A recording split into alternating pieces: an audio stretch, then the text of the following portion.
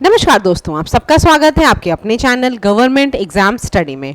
दोस्तों आज हम इस वीडियो में बात करने जा रहे हैं यूपी SSS जूनियर असिस्टेंट 5512 जो आपकी वैकेंसी है उसके बारे में। कई ढेर सारे क्वेश्चंस आपके लगातार चैनल पे आ रहे हैं जो आप पूछ रहे हो मुझसे, पर्सनल भी आप व्हाट्सएप मैसेज करके पूछ रहे हो।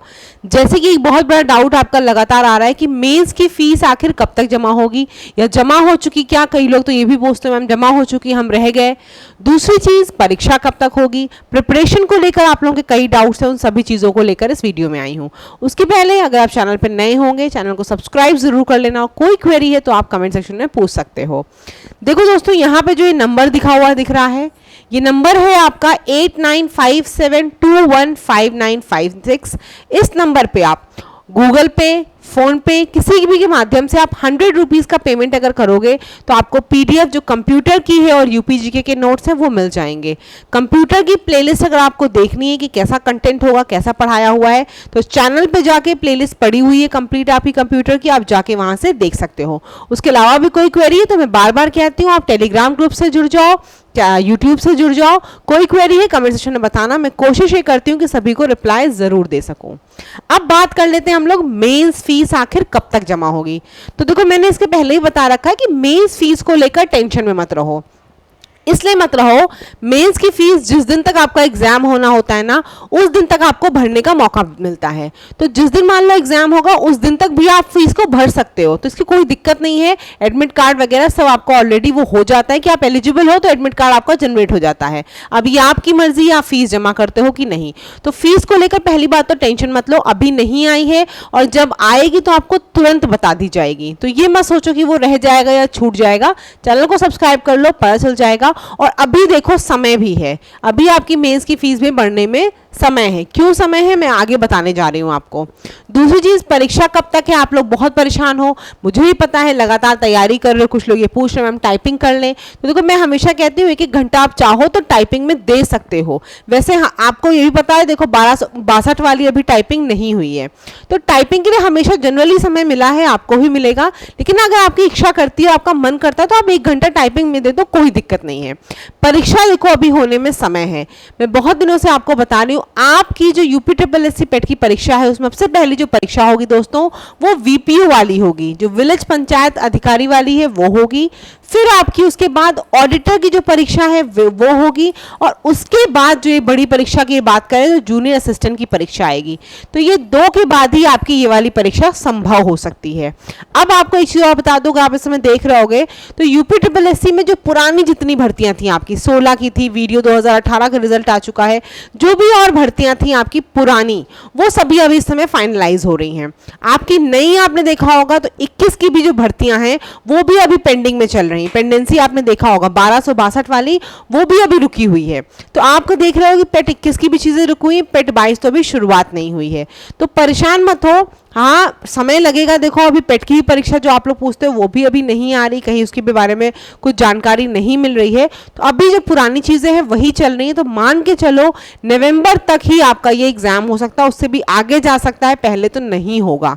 तो इसीलिए मैं एक चीज खाली बोलूंगी वो ये है दोस्तों, अपनी कंसिस्टेंसी बनाए रखना। प्रैक्टिस और रिवीजन जो दोनों चीजें कर रहे हो वो लगातार करे रहना, उसमें बिल्कुल भी ढिलाई मत करना, क्योंकि यही समय है जो आपको मिल रहा है और कंपटीशन आपको पता है बहुत ज्यादा है, बार बार बताने की जरूरत नहीं है। तो यही बोलूंगी, अभी देखो समय है परीक्षा में, अपनी पढ़ाई अपने हिसाब से करते रहो। कुछ चीजें मैं आपको जो बताने जा रही हूँ वो देखो, प्रिपरेशन टिप में आपको इसके पहले मैं बता चुकी हूँ, कई लोग जो रेगुलर फॉलो करते हैं उनको पता है। आपका जो एग्जाम जब भी होगा उसके पहले 3 महीने का आपको करंट अफेयर अच्छे से करके जाना है, क्योंकि लास्ट टाइम आपने देखा होगा कि आपका जो पेपर हुआ था उसमें जीके हो या यूपी जीके हो, करंट अफेयर काफी पूछे गए थे। ठीक है, तो आपको करंट अफेयर लास्ट 3 मंथ का जो भी आपका एग्जाम होगा, जब भी आपकी डेट आ जाएगी लास्ट 3 मंथ उसके पहले का आपको अच्छे से करंट अफेयर पढ़ के जाना है, इससे आपको बेनिफिट मिलने वाला है। दूसरी चीज क्या करोगे आप, मैंने पहले ही कहा है हिंदी बहुत अच्छे से कर लेनी है, सॉलिड। हिंदी में आपके फुल मार्क्स आने के भी चांसेस होते हैं, फुल तो नहीं आएंगे फिर भी, लेकिन हिंदी में आप ज्यादा से ज्यादा स्कोर कर सकते हो। और प्लस रीजनिंग में हिंदी प्लस रीजनिंग में आपको कोशिश करनी है कि ज़्यादा से ज़्यादा स्कोर कर लेना है। उसके बाद बात करें तो किसकी, कंप्यूटर की। बहुत से लोग जब मुझसे कंप्यूटर की पीडीएफ लेते हो तो बोलते हो मैम 15 में 15 आ जाएंगे। देखो 15 में 15 आप मुझसे नहीं, आप किसी से भी पढ़ लोगे नहीं आएंगे। क्यों नहीं आएंगे? जो एग्जामिनर पेपर सेट करता है वो हमेशा ऐसा सेट करता है कि 15 में 15 कोई ना कर सके। और आपको देखो 15 में 15 लाना भी नहीं है। आपको 100 मार्क्स का पेपर है तो ये टारगेट बना के चलना है कि 75 से 80 अगर मेरे आ जा रहे हैं तो मैं सेफ जोन में चल रहा हूं। तो आपको पेपर का देखना है पैटर्न कैसा है। बहुत आसान पेपर है तो नहीं बात कर रही हूं मैं, पेपर का स्टैंडर्ड सही होना चाहिए। तो वहां पे आपको हिसाब से नंबर लाने की 75 से 80 की आपको तैयारी करके चलनी है, ठीक है। बाकी आपको 100 में 100 लाने की कोई आवश्यकता नहीं, कोई ला भी नहीं सकता है, वो फीजिबल नंबर ही नहीं होते हैं। तो समझ आ गई होगी आपको मेरी बात। कंप्यूटर जो मैं बता रही हूँ उतना टू द पॉइंट, अच्छे से पढ़ो, प्रिसाइज होके पढ़ो। अभी समय है, जो 2-3 बुक्स और आप लेना चाहो लेके पढ़ सकते हो, लेकिन प्लीज पढ़ाई जरूर करो। और एक चीज और, एनालिसिस बहुत जरूरी है। बहुत से लोग क्या करते हैं, मुझसे पूछते हैं मैम नंबर 70 आ रहे हैं, 65 आ रहे हैं, बढ़ नहीं रहे हैं, क्या करें? तो देखो बढ़ नहीं रहे उसके लिए मैम कुछ नहीं बता पाएंगी। यही काम होता है एनालिसिस का। आपको खुद 60 नंबर आए, चेक करो सेक्शन वाइज, हिंदी में कौन सा टॉपिक आप गलत कर रहे हो, काल गलत कर रहे हो, वाच्य गलत कर रहे हो, क्या गलत कर रहे हो। जो गलत कर रहे हो उसको आप खुद चेक करोगे कि अच्छा वाच्य मेरा लगातार गलत हो रहा है, इसका मतलब मेरा वाच्य भी कंफ्यूजन क्लियर नहीं है, मुझे वाच्य को दोबारा पढ़ना चाहिए। जीके में ज्यादा गलती हो रही, इसका मतलब मुझे यूपी जीके या फिर जीके और पढ़ना है। अभी कंप्यूटर मेरा सेक्शन अच्छा नहीं स्कोर हो रहा है, यानी कि मुझे कंप्यूटर पर ज्यादा ध्यान देना है। ये मैं आपको बता रही हूँ, आपको ऐसे ही अपनी एनालिसिस करनी है, तब आप 60 से 70, 70 से 75 बढ़ोगे। देखो हर इंसान की खुद एनालिसिस अगर करने की शक्ति अच्छी होती है तो समझ लो वो जल्दी अपनी गलतियों से ओवरकम करके सिलेक्शन के नजदीक पहुंच जाता है। जो ये काम नहीं कर पाता है कि क्या प्रॉब्लम हो रही है वो जान ही ना पाए, तो उसके सिलेक्शन से थोड़ी दूरी हमेशा बनी रहती है।